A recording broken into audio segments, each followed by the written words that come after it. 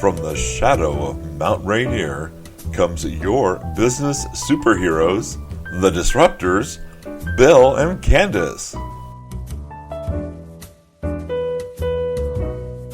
I'm Bill. And I'm Candace. And we're the Disruptors.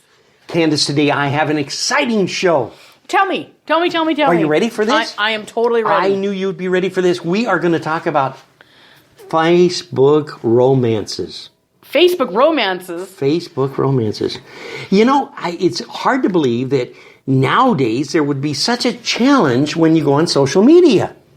And the challenge, naturally, is to know how to keep your feelings and checkbook out of the social media market. I'm totally clueless to really what you're even talking about. Well, let me give you an example, for instance. I'll give you an example. Have you ever noticed when you go onto Facebook, there's always these neat things that they ask you to confirm a page or like somebody? Sure, yeah. Comes right up, a big menu drops down, ooh, wow, little tiny thumbnail picture, and you get really excited. Well, I found that through the past, there's been a lot of times when all of a sudden through Messenger, hi, hun, will come across your Messenger. Or how are you today, hun? Or are you okay, hun? Now, I tell you, it should set up a red light immediately, right? Well, usually it does. But on the other hand, some of us old folks really get a charge out of that. The problem is simply this. There is so much fraud going on now with this type of activity that a few months ago I came on live and talked about Facebook romance.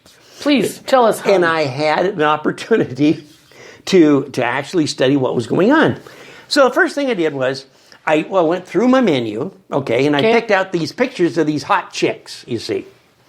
Okay, now by doing this, I went to their Facebook before I confirmed them, and I took a look at two things. Number one, were they single? Number two, what country were they from? Number three, I dropped down to where the pictures are. You know, they got the pictures of all your friends. And most of them were all male. In fact, a lot of them were, shall we say, young like myself. Not saying that I'm over the hill, but close to the mountain. And there was all these old guys looking in these pictures. We don't age discriminate, Bill. Well, I know we don't, but I just thought I'd bring it up. So I thought, well, this is kind of interesting. So I took 5 of these lovely young ladies, and when they came on Messenger, I went back to them. What do you mean you went back to them? Well, I answered back. Hi, hon, how are you today? Well, how are you, sweetie? And built a rapport. Now, after I went through 5 of them, I found one that really stood out. Oh, this was super. This is, without a doubt, she was one of the best. She came on and started talking to me and said, well, thank you for chatting with me. Never said hun or how are you or anything else. Just, can we chat again? Or maybe we can email each other. So I'm thinking, wow, this is kind of a different switch. So I said, okay, well, why don't we just go ahead and chat a little bit? And then we'll see about the emailing. Okay. So what was interesting about it was that she came on immediately and did what is what I call setting the hook. Now, we're going to pretend like we're on a fishing trip. Okay? We're out on the lake. Okay? We got our favorite line. We got that little hook and that worm, and we're going to put that worm on and we're going to drop it into the water.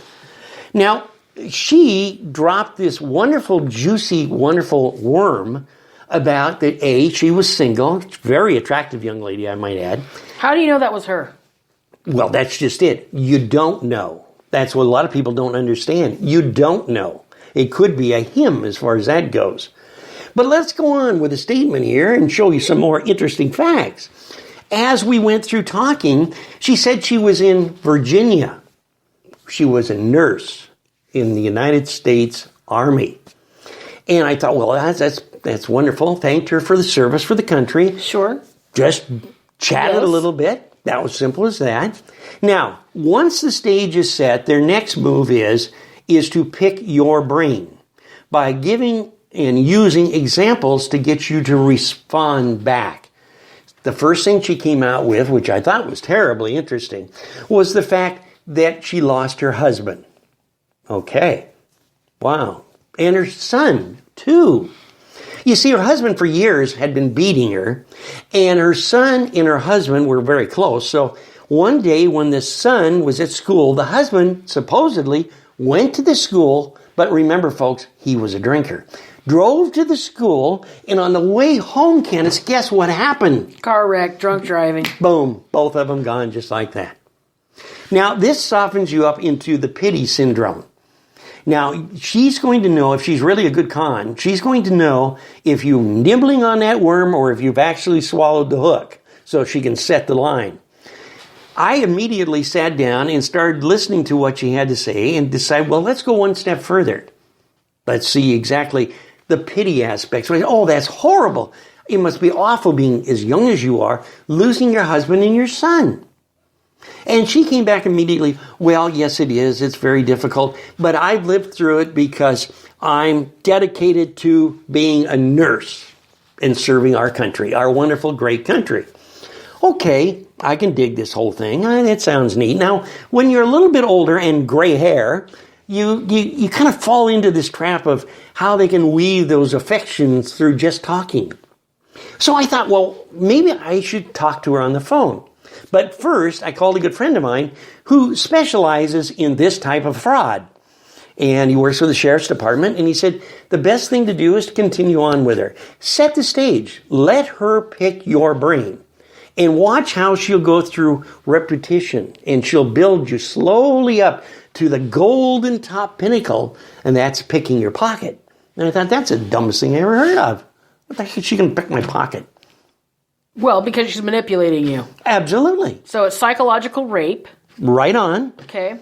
So, and you're emotionally attached to her. At some point, you get emotionally attached. You feel really sorry for her. Absolutely. Could you verify? I mean, did you ever ask questions like what her husband's name was? What city in Virginia she lives in? No. Any of that? No. And the reason I didn't is because I was coached not to.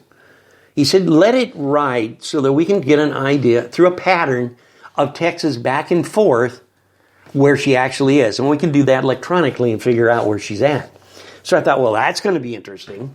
So he said, go ahead, contact her again. This time, ask her to call you on the phone. So I thought, well, that's simple. So I got on there and said, instead of talking back and forth, this texting thing because my thumbs are wearing out, arthritis and all or whatever, why don't you just pick up the phone? I'll give you my phone number and you call me.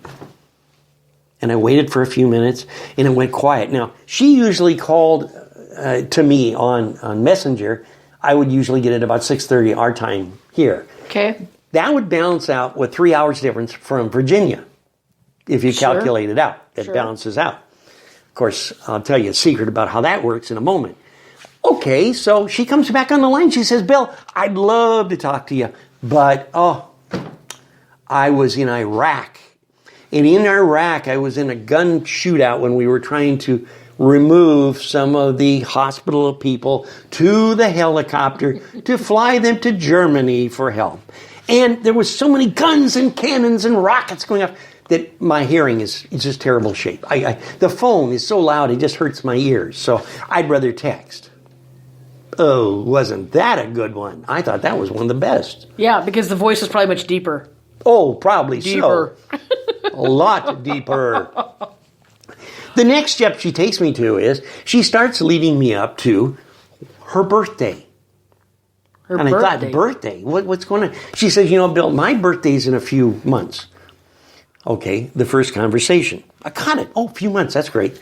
Wonderful. Who cares? Talk to her a little bit more.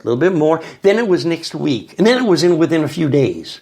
Boy, time flies within 48 hours, let me tell you. And she said, my dad, I didn't tell you about my dad, did I? And I thought, this ought to be interesting. So she emails me an email, which is 3 paragraphs about her dad. Terrible things happen, Candace. Terrible. I know this is going to bring tears to your eyes. It really is. Her dad was exporting cars because he's from Australia, by the way, born and raised in Australia. Couldn't be anywhere like Chicago or Seattle, Australia. He was just bringing in these import expensive sports cars to this big warehouse in South Africa. South Africa, but he's from Australia. Yeah. You got to catch up with this world global thing. This is very important. I said, well, how is your dad? And is he still in the business? Oh, no, Bill. There was a terrible afternoon that I got a telegram from his partner, and it seems that there was a gas main underneath the building that exploded. And boom, Dad's gone. I said, oh, that's terrible. How's your mother? I had nothing else further to say anyway. She said, well, I'll get back to you, and I'll email you about Mum. Mum. So. Is she from Africa? Now we got to remember. He from Africa. One's from Australia. Mum's in London, sick, very, very ill. Dad's dead, husband's dead, son's dead. Yeah, and she can't Mom's hear. sick. Yeah, Mom's sick and she can't hear. Oh, she can't. She's in London and she can't hear. Now this is really rolling up. She would ask me questions. Do you speed when you drive? And I thought, well, that's interesting. So I said back, of course not. Well, maybe not. But I couldn't figure out what the context was that she was getting to. And she would use those type of deals to change the subject. You would be in a subject and try to get some information from her, so and then she would throw this out. And she was deflecting. Once she felt the heat on and couldn't get what she wanted, she would deflect you over so she could try again and draw you back into the conversation.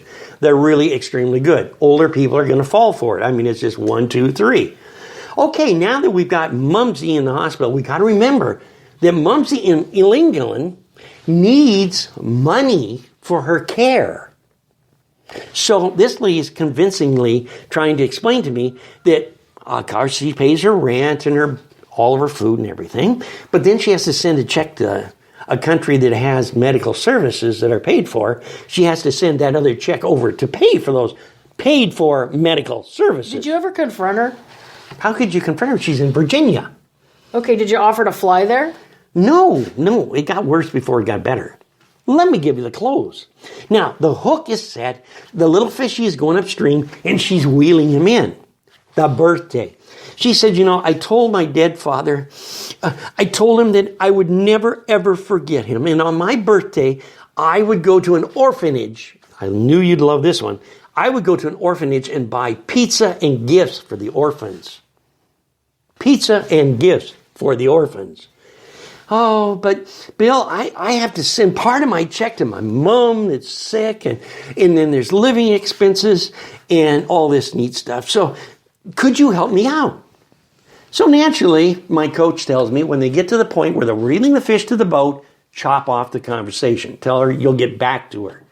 The reason being is that you can get back to her. Now, she's saying how much she's fallen in love with a picture on Facebook. I could have had a gorilla picture on Facebook, but she's fallen in love with this person. As we clock the calls and the times that are coming in, it's impossible to be in Virginia. Also, with the time setting, we've discovered, with the delay it takes for her to respond back, the chances are she's talking to 2 or 3 other would-be gray-haired fellows with the same script. Now, if you hesitate long enough, they want to get you involved. They want to emotionally draw you even further. So she sends me a picture of her in bed with this dog. Okay? Interesting about photographs. To take that picture at that angle, she had to have had a 7-foot-long arm that came up and shot at an angle of 360 to her eyeballs. There was no other way to take the shot. Or you'd probably think the dog did it. Now, I don't know. Something told me in the back of my mind that there was another party working this scam. The next picture I get, after she's begging for, you got to help me for her birthday, is that she's in the living room sitting on her couch. Behind the couch is a beautiful big window and nice setting. So we get back to the birthday. And I said, well, thank you for sending me the pictures. You're a lovely lady. Yakety doodles. She comes back and says, well, it's only a few more days. Is there any possible way you could help me with this gift to the orphanages? Never once sets a price. Never once mentions $1. Okay, nothing. Well, the coach says, cut it off again, and let's see what happens. She's promising to send you another picture so that you feel, more, she's lovable. She's emotionally connected. Just solidly connected. The next picture comes out, and I swear to you that at the angle it was taken, the couch was the same couch, a different wall. There's no window in the room, and the couch and the color of the walls have all changed. And it would take 3 arms to actually take that